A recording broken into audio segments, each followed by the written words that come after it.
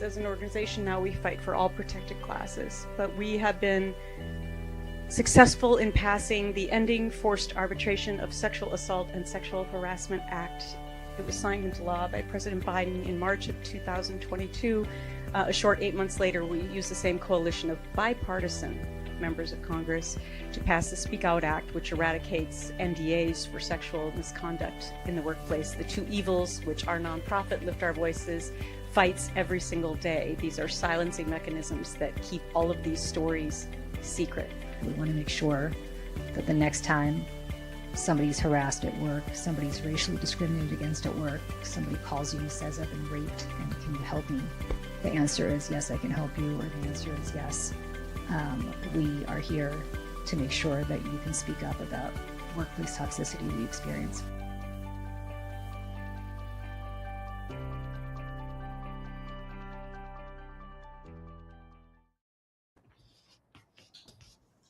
Hello, good afternoon. My name is Mariel Padilla, and I'm a reporter with the 19th News, an online outlet that reports at the intersection of gender, politics, and policy. I'm so excited to be moderating this conversation today, here with four incredibly impressive women, Gretchen, Carlson, and Julie Roginsky, the founders of Lift Our Voices and the hosts of this webinar. We are also joined by Carrie Goldberg, owner of victims' rights law firm CA Goldberg, PLLC, and author of New York Times Editor's Choice, Nobody's Victim, Fighting Psychos, Stalkers, Pervs, and Trolls. It's quite a mouthful. We also have Zelda Perkins with us, a former personal assistant to Harvey Weinstein, who broke her NDA in 2017 and has been campaigning since as the founder of Can't Buy My Silence UK. It is an honor to be here with you ladies. Thank you. So our conversation today, Me Too 2.0, sharper, louder, unstoppable. We're going to be unpacking today why the Me Too movement is not over, despite recent reports in mainstream media and online influencer content that suggests that this movement might be weakening or waning. Our panelists today will challenge that assumption and discuss progress and change still being made today. I would like to start with our first segment. We're going to discuss what they get wrong. So recent media reports, like I said, have suggested that the movement has weakened drastically. Gretchen, I'd like to start by asking you, what do you think is the most dangerous misconception that the media perpetuates when it comes to the Me Too movement? And how do we shift that spotlight back to real change? Well, thank you so much, Mariel, for doing this. We appreciate the 19th News and the work that you do to lift up women and the attention that you have given our issues as well. Education is key to get our issues out there so people understand what they're signing when they go to work, so that they don't end up in precarious situations where they are silenced. So I would say that culturally, we are programmed, for whatever reason, to try to lift up predators as quickly as possible after they've been found out. And we are also culturally, it's like a robot. Like we're told that when people come forward that they're the villain. And so what we do is try to work to change that. But trying to change that's been embedded in our culture for generations is really difficult. The media plays a key role in that, because what we've noticed over time is that when somebody high profile falls down, I'll just use Bill O'Reilly at Fox News as an example, within weeks, the question that the media will start asking is, when will Bill O'Reilly come back? Will Bill O'Reilly be back on TV anytime soon? And it's like, wait a minute, like from the survivor's perspective, why are we asking when we're gonna prop him back up? Meantime, nobody's asking what happened to all the women. Where are they? Well, they're nowhere, a lot of them. So that's the one thing that I think we're really trying to hit home with the media about is, let's stop asking that question and let's start asking, where are the survivors and how can we lift them up? The other thing I would just add is that the minute that there's a blip of potentially bad news, like Harvey Weinstein, having some of the charges dropped or not being convicted on all of them, or Bill Cosby getting out of prison on a technicality, then the headlines seem to be, oh, Me Too's dead. And that's very frustrating for us as well, because all of us on this call are getting up every single morning with the glass half full and working our butts off to make sure that we can, make the culture better for survivors. And so it's not dead by any stretch of the imagination. We've had great progress. Every single person on this call has made great strides to keep that movement alive. So those are the two key things that our friends in the media, we'd love for them to understand a little bit better. Great. That's a great transition. Julie, can you speak to any recent policy victories that you believe best contradicts the idea that the movement is over? Well, I don't want to step on Zelda's huge policy success in the UK. I'll let her talk about that, but that is just a recent example, which she'll get to in a moment, of how wrong it is to say that this movement is dead. It's not just not dead. It is full steam ahead, and it is making change for survivors every single day. The policy changes that we have made here in the United States, whether on the federal level with passing our arbitration law, with passing our Speak Out Act that basically eradicates pre-dispute NDAs for sexual misconduct, whether it is the changes that we're making at the state level that have allowed millions upon millions of survivors to be able to tell their truth. In California, the most populous state in the nation, in New Jersey, 9 million people affected by it, just in that state alone. Whether in Washington State, which led to a little company called Microsoft, which is domiciled in Washington State, getting rid of NDAs, not just for their workers in Washington, which they had to do to comply with the law, but for their entire global workforce. I mean, these kinds of changes have massive domino effects. And I think, to Gretchen's point, the media loves nothing more than controversy, or nothing more than to say that some famous person didn't get their comeuppance. The P. Diddy trial is a very good example of that, right? On the one hand, you had Sean Combs not going to prison for the rest of his life, as a lot of people wanted him to do. The jury did not find him guilty on all of those charges. On the other hand, what Cassie Ventura was able to do by coming forward and telling her story and inspiring so many other survivors all over the world to hold her head up high and to say, this happened to me and it's nothing to be ashamed of. In fact, it is something that requires accountability in the public eye, if not in a court of law. And those are the kinds of things that I know they're not as sexy as saying, okay, the Me Too movement's dead because Sean Combs isn't going to prison forever. But what it does is it inspires women who Cassie Ventura will never, ever, ever meet, to be able to say, I can do this too. If somebody like that can do that under the glare of the spotlight, my God, I can do that too. I can hold my predator accountable. And that's the kind of thing that I wish the media would pay more attention to, because the reality is those are the kinds of successes that are happening on a daily basis that inspire not just women, but men and anybody who's been in this kind of situation all across the world to be able to do that for themselves as well. Absolutely. I think that's so important to remember. As Julie alluded to, Zelda, can you please speak to the recent win in the UK and your work kind of championing what just happened? We just saw the UK House of Lords embrace an NDA reform with zero opposition. So what does this moment signal about where the global fight is heading?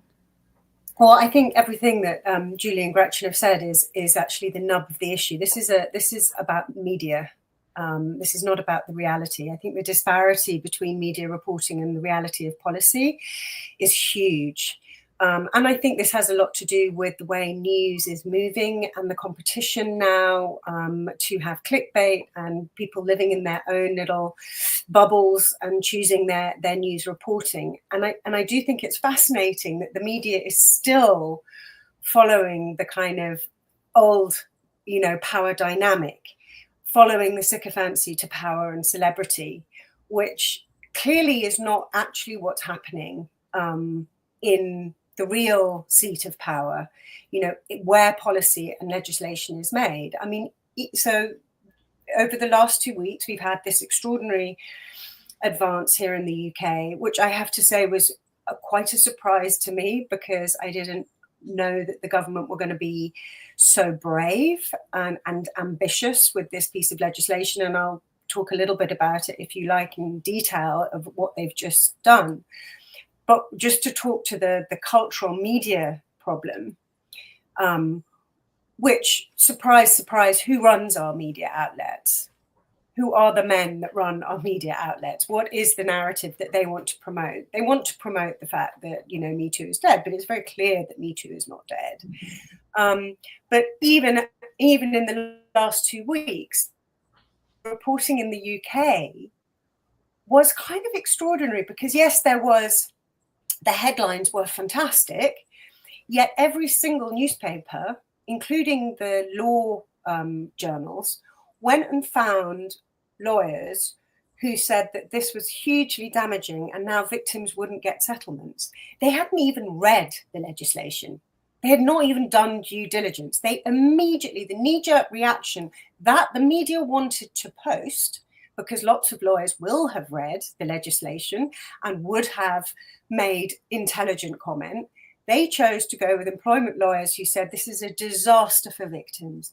Now victims won't settle.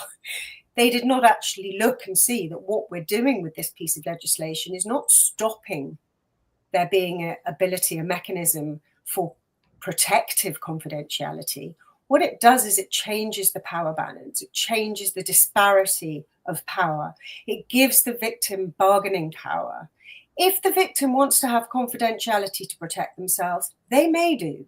What the employer can't do now is blackmail them with their settlement amount to not speak, which makes a mockery of the integrity of law apart from anything else.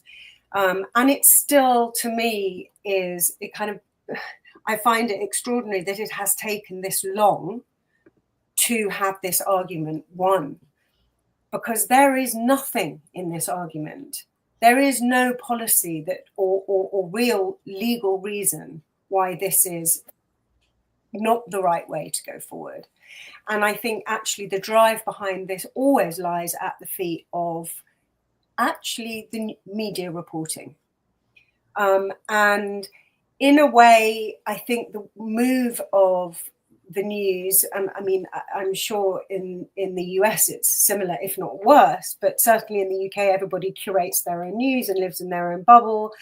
And fake news is a thing, and people live in fake news and report fake news. And the BBC is valiantly struggling along to try and be the arbiters of real news, but they have their own issues too. But I actually feel that news has less relevance than it did, let's say, 10 years ago, where when we read something in the news, we believed it to be kind of gospel truth. Or, I mean, certainly here in the UK with the BBC, we did. And I think in the UK, a lot of people do take less note of the news. And I think this is another reason for us to be very confident about the fact that Me Too is not dead. It depends where you get your news from.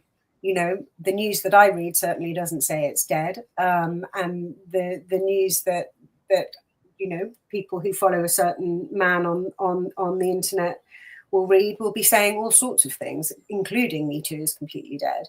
But I genuinely have no fear or even feel worried about it, because to me, it is just fake news.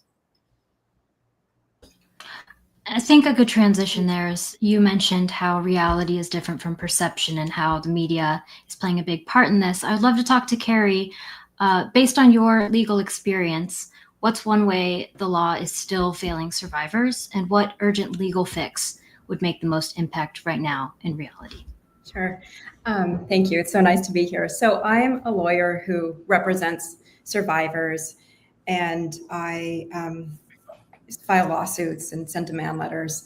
And it's funny because the question's always, is Me Too dead, or has Me Too gone too far? And it's like kind of this like belief that there's some end of the spectrum. And it's not just that, we've been basically silenced forever.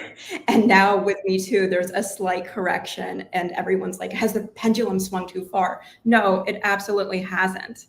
But case law is a funny thing. Anytime I make a demand of a defendant or file a lawsuit, the defense counsel's first question is, well, what are comparable outcomes? Like, you're asking for, all this money for your client's sexual assault, and show me all this case law that says that there have been those kinds of outcomes before. Well, the fact is, back in, like, unlike other kinds of personal injuries, there isn't a big, a big vault of outcomes that we can draw upon, but we can certainly show them that we now have juries that are much more informed and much less just, going to believe the defense notion that the victim is, crazy or a gold digger or an opportunist or a liar.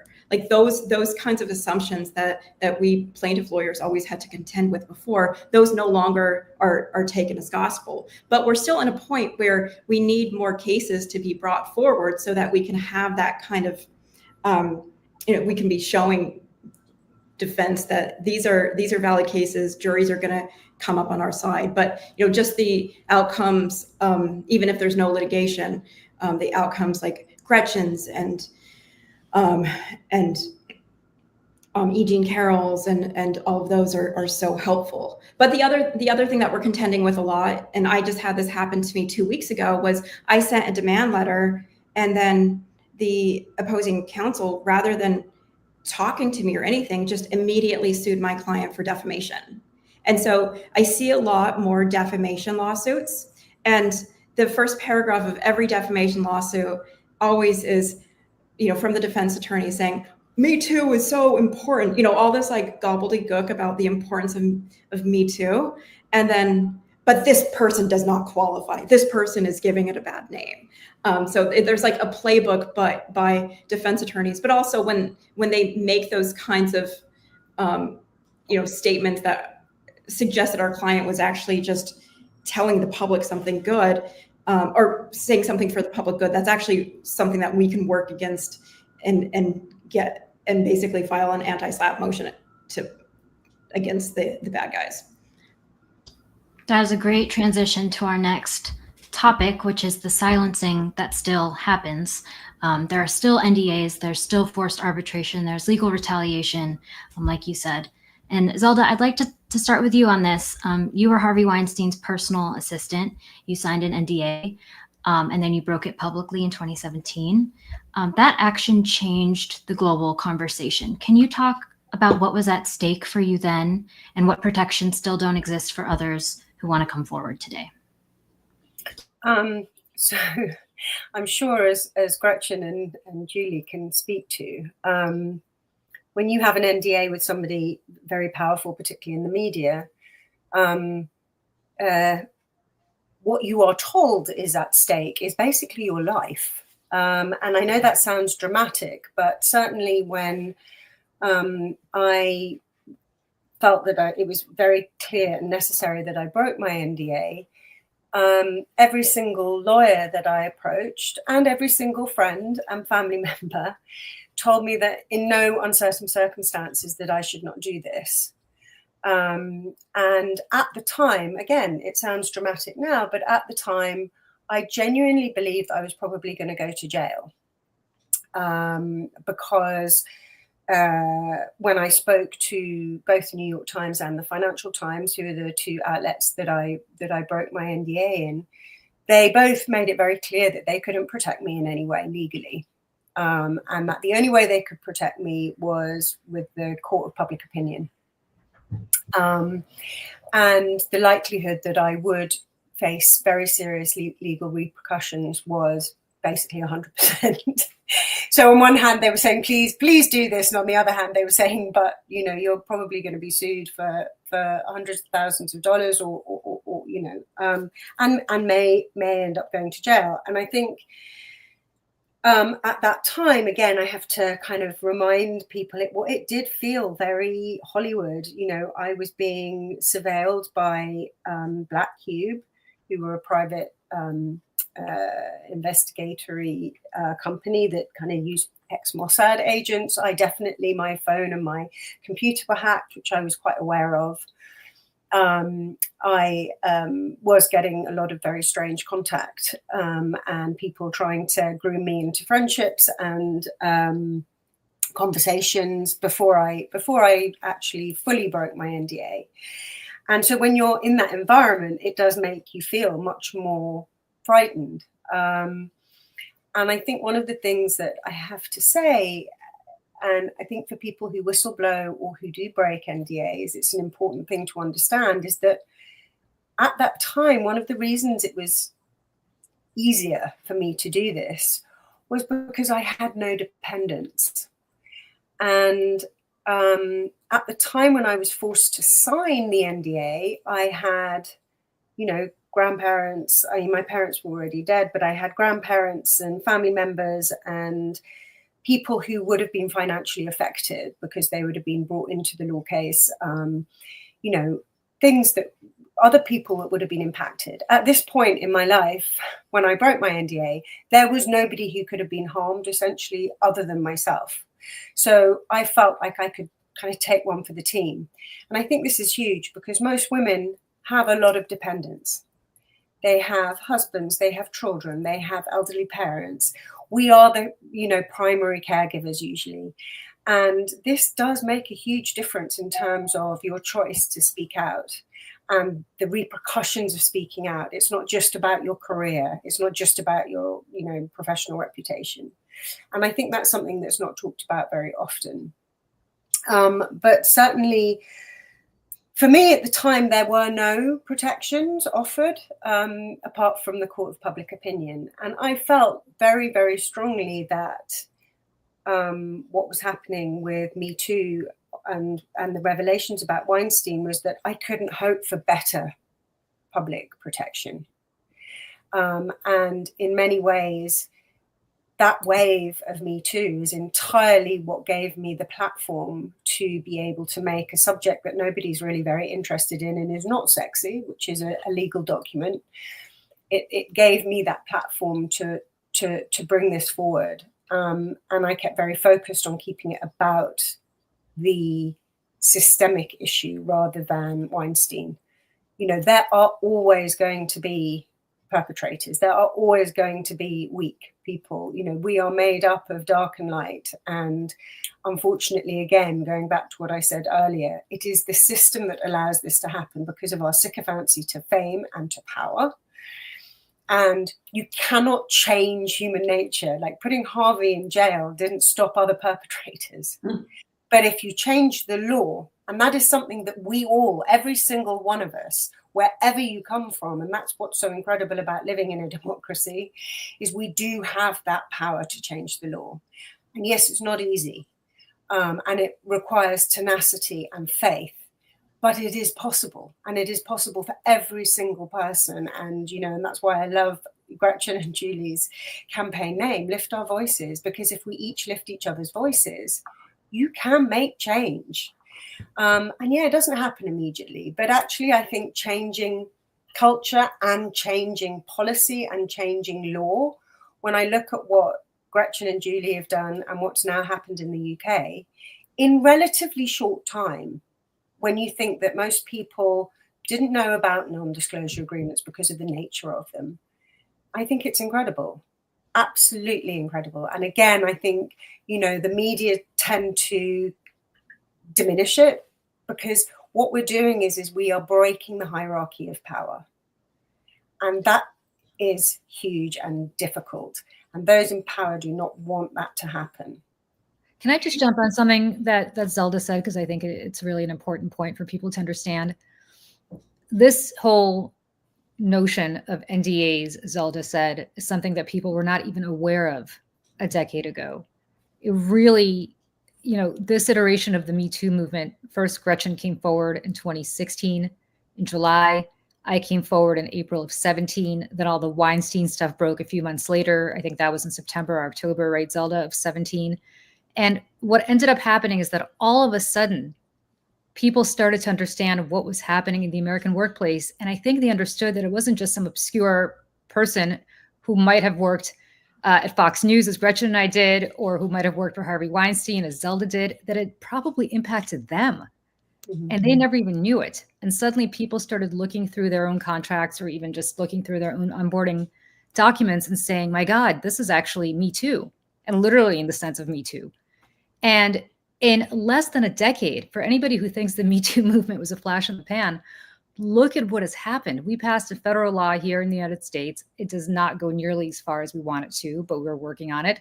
We have passed laws all across the country at the state level. Zelda is on the cusp of doing something in the UK that is tremendous. And I believe Zelda Ireland also did something prior to the UK, right? Didn't Ireland pass a similar law? So what we're talking about is in much of the English-speaking world, in less than a decade, Australia, you got to catch up to us in Canada also. But the reality is that there is tremendous change happening. And as much as people focus on the quote unquote sexy big names, whether it's Roger Ailes or it's Bill O'Reilly or it's Harvey Weinstein or any of these other people that have used NDAs extensively and exclusively, the good news is tremendous. And it happens every single day, and it's continuing to happen. And to Zelda's point, it happened quickly. The fight to eradicate this happened quickly in less than a decade. Look at the strides that we've made. Yeah, and those high-profile guys, actually, we need to thank them because they were the gateway to this. Because nobody's interested in the McDonald's workers, nobody's interested in the low-income workers who are being abused and whose settlements are like $200, and they're still being silenced for the rest of their life and being abused by an agreement for the rest of their life and going through reliving that trauma. So actually, these guys heralded this for us because they were our clickbait. And I think we have all used that extremely effectively to make the change. I think one of the things that you asked, Mariel, was what protections still don't exist. And I mean, again, I haven't broken down the UK, what's about to happen in the UK law, and I can do that. And I don't know if this is the right moment. It may not be, but one of the things that all of us are you know, we're all on the first step, but it's a big first step. And, you know, the second step to me is making retrospective law around non-disclosure agreements, because that is a step too far at the moment for most legislators. And what I'm fighting for right now in the UK is a couple of years ago, we managed to get a piece of legislation through in the Victim and Prisoners Bill, which means that any NDA that is covering up a crime is void. Now, you'd think that that would be in legislation. I mean, it is obviously the truth. And this is the other thing about NDAs, is that the reality is most NDAs are not enforceable. If you took them to court, they are not enforceable. They are just a tool of coercion and threat and gaslighting, essentially.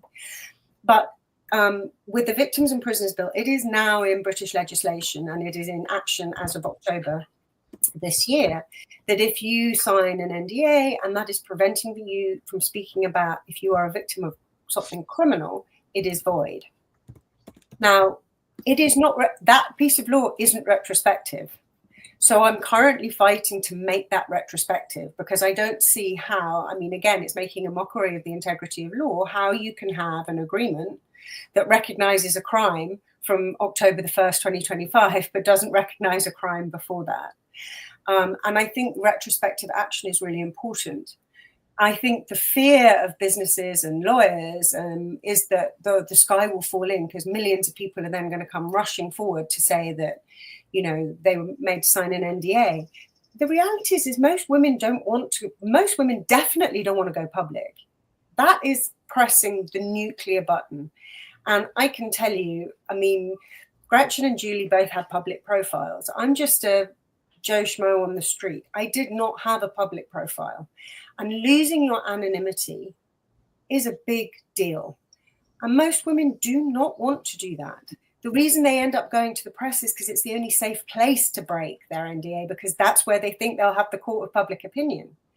The reality is that take away those gagging orders. What it means is that women can speak to the people they need to speak to. They can speak to their husband, to their children, to their parents, to their friends, to a therapist, to group therapy, that they have an option to heal from the trauma that these agreements make. So I do think that, you know, retrospective action is something that will be very difficult to get in, but there is a way forward. And I think, you know, if we can get it into this Victims and Prisoners Bill in the UK, you know, like Julie and Gretchen's first big step, you know, each step is taking this back, and it is not going to be rowed back, and it doesn't matter what Trump does. It is not going to be rowed back. These issues are not going to be rowed back. I think the other issue is lawyers' behavior, and I'm sure Carrie will be able to really speak to this, because that's a big cultural change in terms of how attorneys approach these issues. And for me, until guidance is changed for how a lawyer behaves around negotiating confidentiality, you still have the burden on the victim to know the law, to be able to say to their lawyer, hey, you know, and in the UK, it will be the fact that you are not, the employer is not allowed to suggest or request confidentiality going for, you know, they're not allowed to. It has to be my suggestion. You know, that is what the intention of this new bill will be, this new amendment will be. But that relies hugely on guidance and lawyers being educated and that guidance being enforced. Because currently it is all, the burden is all on the victim. Yes, Carrie, we would love to hear more from you. You already spoke about the weaponization of defamation lawsuits right now, and we actually had one commenter from a viewer asking, how can those of us advocating or covering sexual assault and harassment in the workplace ask these women to come forward when there is this financial threat of retaliatory lawsuits? Can you speak to how we can fight back in the courtrooms today? Sure. So Zelda, I so appreciate everything that you've said about just the need for lawyers to give their clients like honest and truthful guidance. And I mean, a lot of times, you know, when we're negotiating a settlement for a client, whether or not a lawsuit has been filed, it is really important to our client that there be confidentiality on their end. But I'm always, and most of my friends who are in the same field are always like, I like start like from the moment of my first meeting with a client, just like telling them that like, there is never going to be pressure from us for you to sign away your rights to talk about this. That's going to be your decision if you want to do it. And I actually had a meeting today with an opposing counsel who was trying to convince my client to not only protect her client's identity, but also wanted my client to agree to forego identifying as a survivor of child sexual abuse. That was what she had experienced. And, you know, that's very easy for me. I can simply say it's a policy of my law firm and my personal morality to never let somebody sign away their right to identify as a survivor. That's just part of like a person's identity when you've had something traumatic happen to you. Like to then not even be able to identify as a survivor would just take away a piece of a person's history. So with regard to that person's question about you know, how to come forward when there's a risk, I guess that person's asking about like when they're being harassed at work and they're afraid of retaliation, want to report it, but also afraid of losing their job. You know, it's really, really tricky, and there's no way of sidestepping that. If a person is threatening to sue a workplace where they're currently working, you know, there's obviously like companies are not allowed to retaliate, but we can't deny that there's going to be a very, very uncomfortable experience when, you know, the day after their lawyer sends a demand letter saying that there's been, you know, unlawful activity and, you know, we're about to sue you, because then there's just a conflict kind of, you know, the employer no longer trusts that employee to have the company's best interest because the company's just seeing this as a very basic bottom line. This person is a threat to our organization, and it's not looking necessarily at the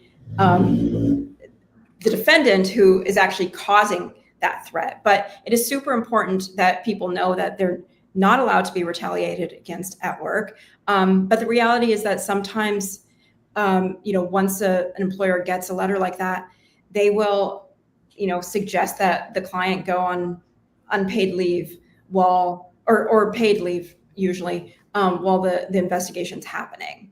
But it's super tricky and sensitive, and one of those things that you can't really put the genie back into the bottle. But it's also just an extreme act of bravery and courage to report somebody, especially if it's an authoritative person at the company. But we can't pretend like it's not going to cause a very significant change in their workplace experience. But it's why it's important to have a good lawyer who you trust, who can see you through the entire process and help you navigate that kind of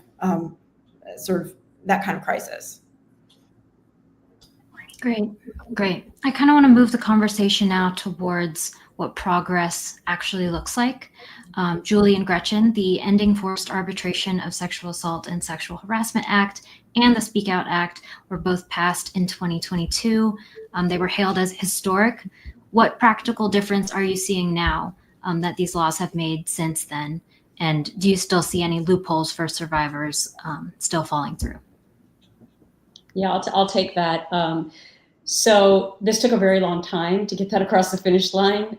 Zelda's being very modest in all the work that she put in to get it across the finish line in Great Britain.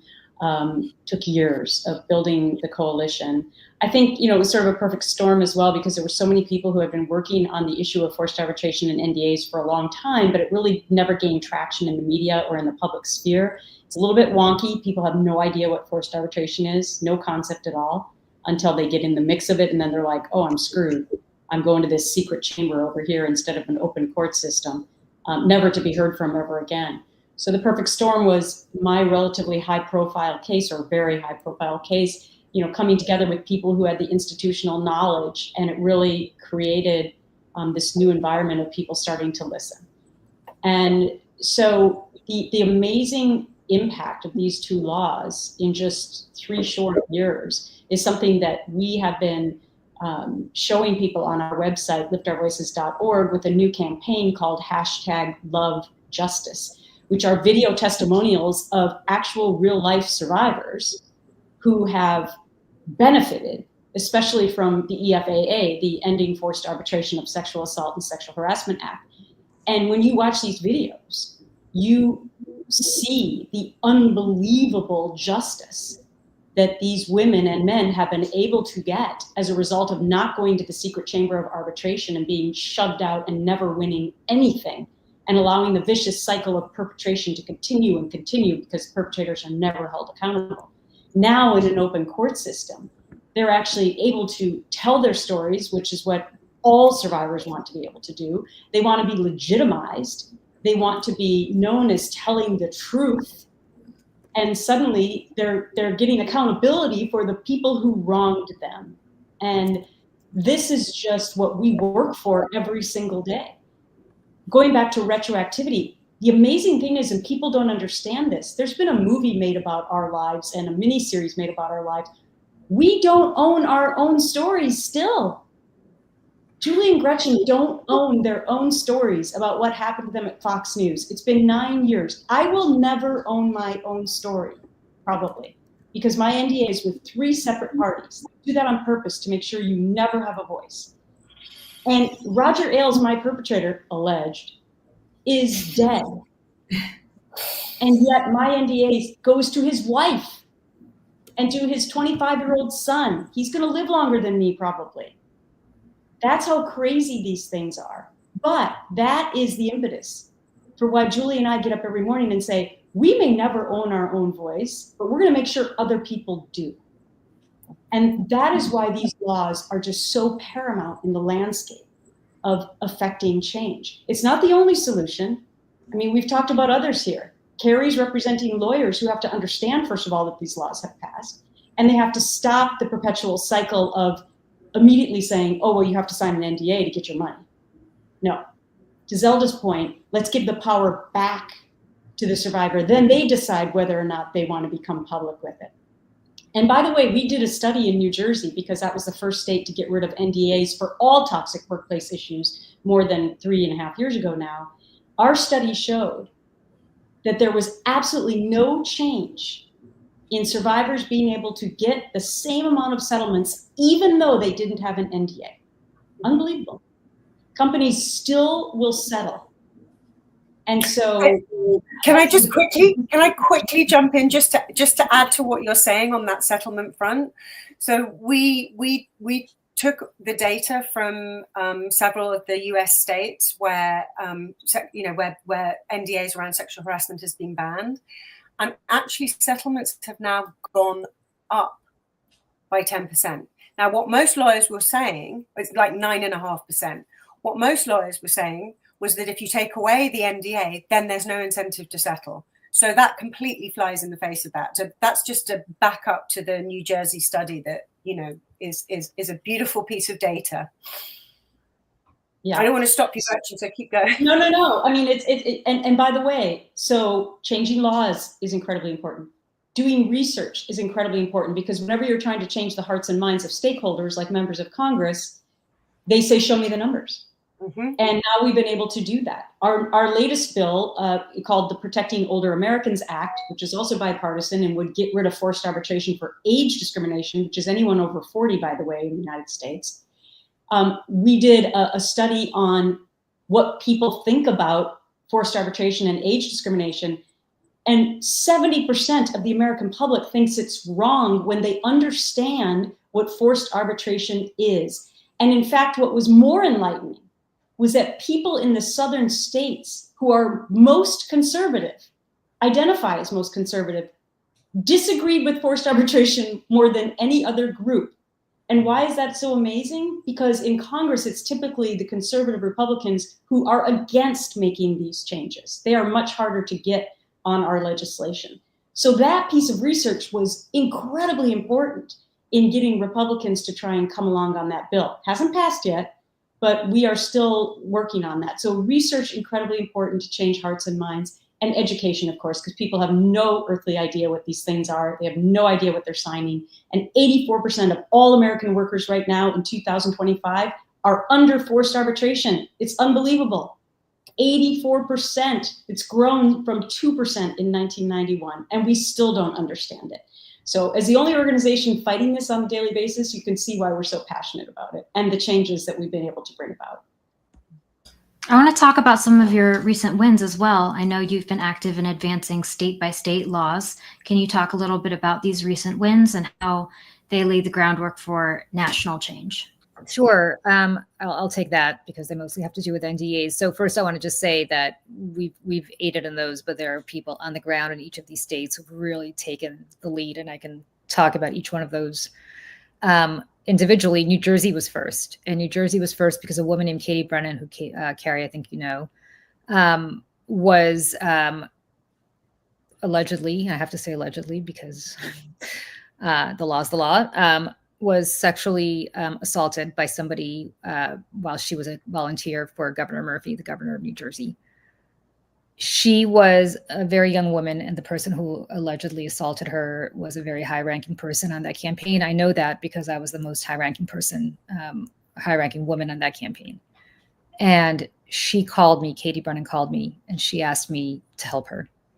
And I could not help her to the extent that I wanted because I had such a stringent NDA with Governor Murphy, and his lawyers were sending me subpoenas and threatening letters and saying that if I were to help this woman who was a rape survivor, that they would sue me into oblivion. And this is a very powerful man, the most powerful governor in the nation constitutionally, former Goldman Sachs partner who is worth hundreds of millions of dollars, and is also somebody who had all the might of both the state law firms and his own personal lawyers, of Perkins Coie actually, on his payroll. And that is when Katie and I, but really this was Katie Brennan taking the lead, decided that we're going to change this law and get rid of NDA so this would never happen to anybody else ever again. And New Jersey went first because of that case. In California, a very brave woman named Afoma Ozama, who worked for Pinterest and had signed an NDA because she had effectively been terminated due to racial discrimination, decided that she was going to change the law to prevent that from happening to anybody else again. Pinterest completely destroyed her career in tech. She did not deserve that, and she decided that she was going to change the law and do everything she could to do that. And she did. And California became the second state in the nation. Its law differs from New Jersey's, but the point here is that California is the largest by population state in the nation, and it is now leading the way for so many people in this country not to have to choose to sign an NDA, not to have to abide by one if they did. And the third state was Washington State. And there's a very brave woman named Cher Scarlett who worked for Apple, who got harmed because she was trying to unionize her workplace. And I guess Apple didn't like that, according to what she says. And they bound her to an NDA, and she decided to change the law there. And they did that as well. Gretchen and I are doing everything we can to expand these state laws to other parts of the country. So the two states that we're focused on now is Connecticut. And if you live in Connecticut, please, please, please contact your governor and contact your legislators and tell them they need to pass this bill. And the most important state we can possibly have happen right now is New York, for the following reason. If California and New Jersey and Washington State have already passed these laws, if New York goes next, the domino effect will be tremendous. If you work, I'm going to make this up, if you work for Citigroup in New York, and New York gets rid of these laws, but you work for a Citibank branch in, I don't know, make it up, Ohio, Texas, wherever, if Citi does the right thing, as other states, as other companies domiciled in California and Washington and New Jersey have, they'll expand it to the rest of the country. It will be a domino effect that will just make this unstoppable. So especially if you live in New York, please, please, please contact Governor Hochul, contact the Senate Majority Leader, contact the Assembly Speaker. Please tell them they need to post this legislation. It is so vitally important. If New York goes next, we truly believe that is the key to getting rid of NDAs all around the country.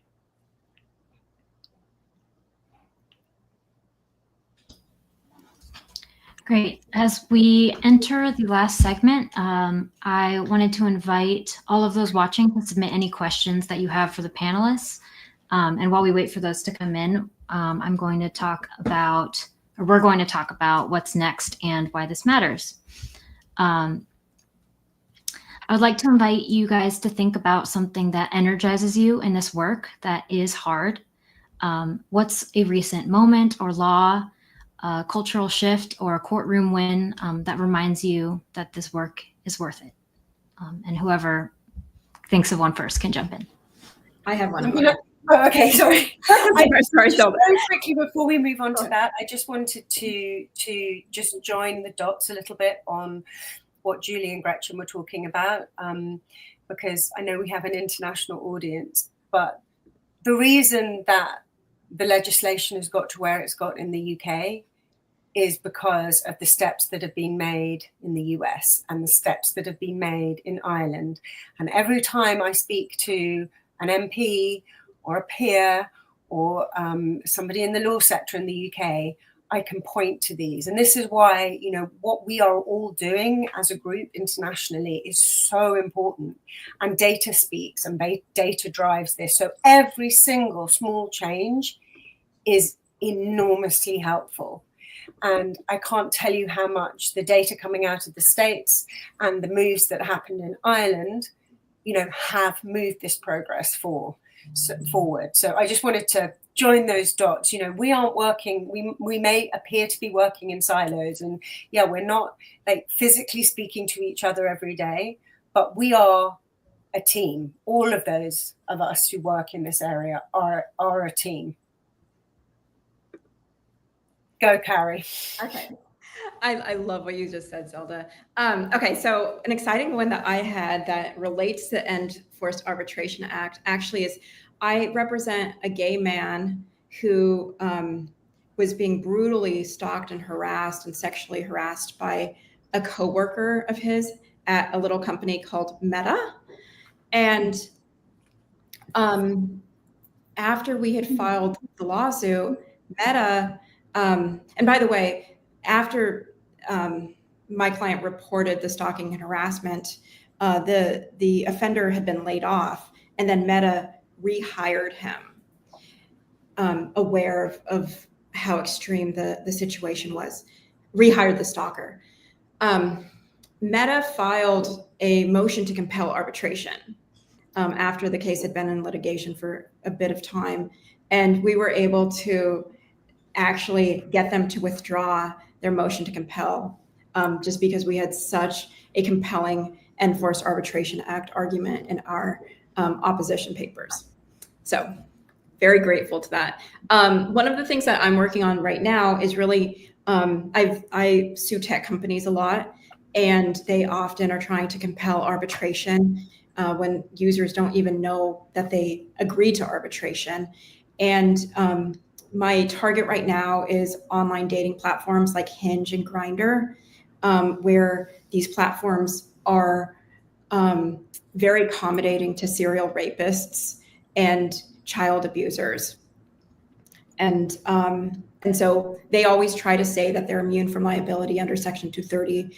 And that's sort of my crusade to say that they are not. And I'll just jump in to say that at Lift Our Voices, we're working on so many projects, some of which we can't disclose right now, that are game changers. But the one thing I would point out to Carrie's point is that the EFAA, the Ending Forced Arbitration Law that we passed, is being tested now in the courts. And we are seeing in many cases the expansion of the law, which is music to our ears. Because as an organization, we work to get rid of silencing mechanisms for all protected classes, not just for sexual misconduct. So as I described earlier, for age discrimination, disability, LGBTQ+, gender, race, etc. And we're doing it piecemeal because we understood that we were never going to pass the whole thing with the makeup of Congress at its current state. Well, and this was in the last Congress even, for sure not now. And so we're very happy to see that appeals courts and circuit courts are looking at these cases. And let's say that you have in your case a sexual harassment claim along with the gender discrimination claim or a race discrimination claim. What we're seeing happening is that judges are determining that they keep the whole case together and take it all out of secret arbitration instead of parsing it and splitting it up and saying, okay, you can take your sexual harassment claim out of arbitration, but for gender and race discrimination, you still have to go back to arbitration. And that is a huge victory for us because of the work that we do for everyone, but also because so many other people now are getting justice from our bill and our law, where we thought it was only going to be narrow for sexual misconduct. So that, to me, is something that's been one of the great effects of this over the last 3 years, as we keep pounding the pavement to pass those additional laws. It looks like we have a question from a viewer, Manuel Cortez Rodas, asked, how can we encourage and empower an employee to go forward with a complaint? I am a union rep, and even though employees speak out about toxic managers when it comes to proceeding with filing a grievance, they become reluctant. Most cite issues mentioned by Zelda, single parent, financial aspect, etc. It's interesting because we have tried working with unions on these issues a lot. And to be perfectly frank, there are a lot of unions that think this should be collectively bargained and not legislated upon them. So they don't necessarily want to participate. And I'll give you an example. In New Jersey, the public sector unions they excluded themselves from the legislation precisely for that reason, which is a shame because it would have covered their members, but it doesn't because they wanted to collectively bargain it. And the management of the union actually does not want to collectively bargain it. It's still not in law 6 years later.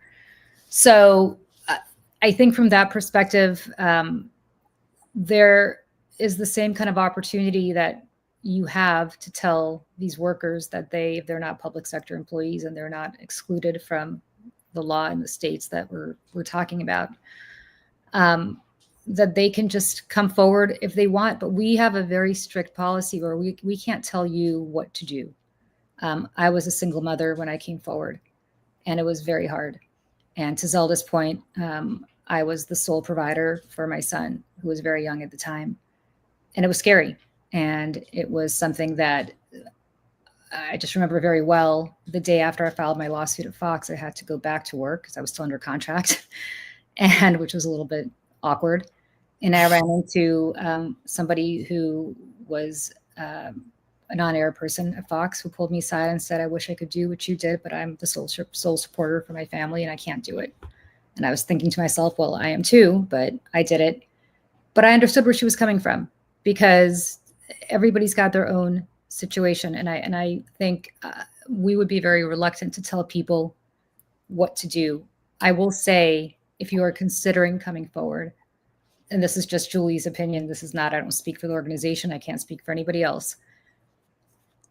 There is nothing to me more important than having my voice back, even if it meant lost opportunity professionally, even if it meant a lot of stress, even if it meant having the paparazzi chase you down the street in ways that you didn't want to ever fathom.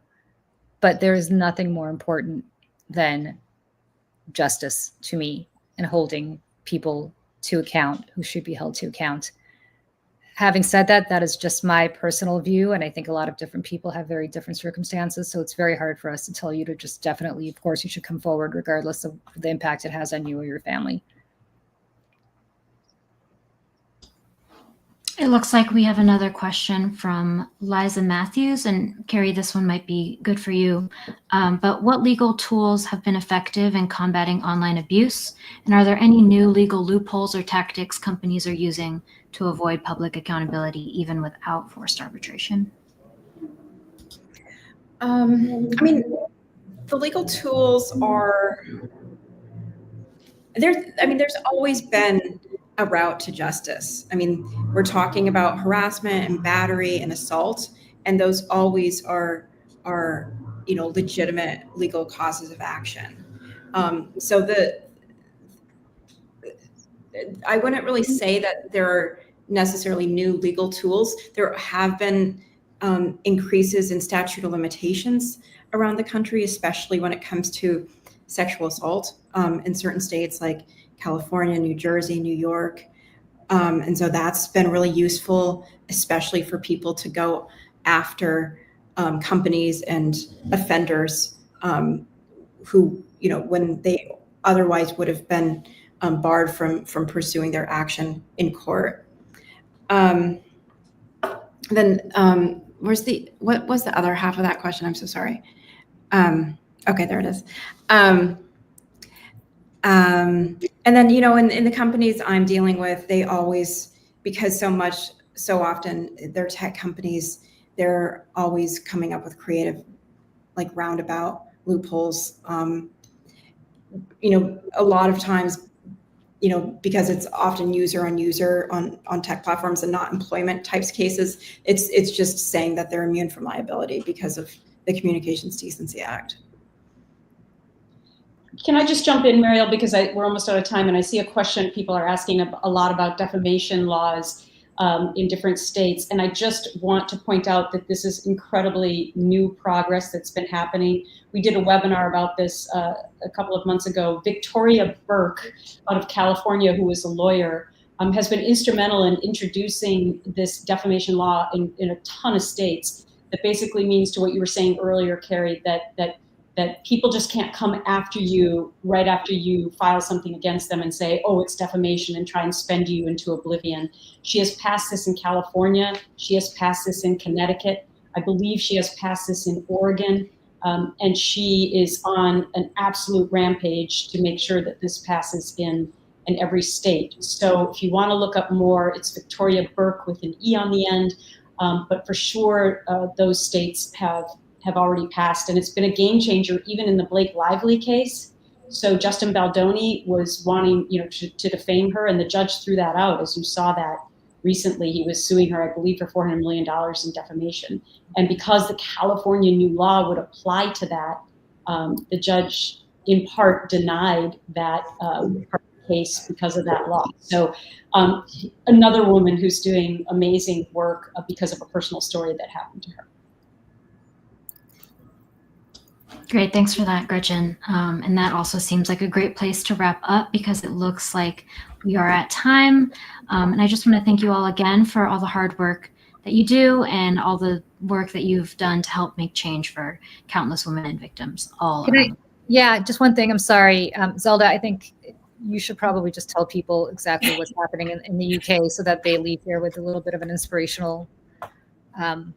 Yeah, I'm sorry. I just realised that as we were getting to the end that I haven't actually outlined, and I can do it very quickly because I think it's just it is incredible how ambitious the government have been. Now, on the face of the bill, what they're saying is that this applies to harassment and discrimination. So that covers a very broad church. As you'll know, discrimination covers many things. But not only does it apply to people who have experienced harassment or discrimination, it also applies to people who have witnessed it or been told about it. So this means that there is full transparency. And this came directly from the fact that so many of the people in the Weinstein case and the Fayed case, Al Fayed, the Harrods owner, were witnesses but couldn't speak up. They were witnessing and they knew about behaviors that they couldn't speak up about. So I think this is a huge step. It also applies to third party. So if you are a waitress and you get harassed or discriminated against by a customer, your boss can no longer silence you about that either. And I think that's another huge and really kind of ambitious step. So the other things covered here are non-disparagement clauses are covered because I was very aware that what's happening around non-disclosure agreements being people understanding what a non-disclosure agreement is that lawyers were just, finding another route and using non-disparagement clauses in exactly the same way to have the exact same function as an NDA. So written into this, basically anything that seeks to prevent a worker from speaking about any allegations of harassment or discrimination will be voided. So there is no way that you can't speak about this. The other thing that is really important, which is not in the face of the bill, but is the intention of the government, that when it comes to the confidentiality and the creation of confidentiality, it will not be allowed, like the Washington State, and we took this directly from Washington State, that the employer cannot request or suggest confidentiality. Only the victim can, which we feel is really important. That it is time limited. So a victim can choose confidentiality, but also say, that at some point they may wish to speak about this, that it is in plain English. So all of these things are being built in to create, an incredible protection for workers. And finally, the other piece, which is not something that I even dared to ask for, and the government has chosen to do themselves, is that the broadening term for worker. This is not just applying to people who have an employment contract. This applies to anybody providing a service to someone else, even if that is like by verbal agreement. So an intern, work experience, everybody in the media who works freelance, all of these workers are now going to be protected under this amendment. So, it is possible for these things to happen. And I hope that that all of this will pass through by the end of this year. And I hope that the UK can really show, its US counterparts. We're playing tag team here. You guys took the lead on one thing. Now we're taking the lead. And I hope that you can overtake us next. Thank you, Zelda. Thank you. As we wrap up, if the panelists would like to each say a last word, a final thought on what's next and why this moment matters, that's how we can kind of wrap up.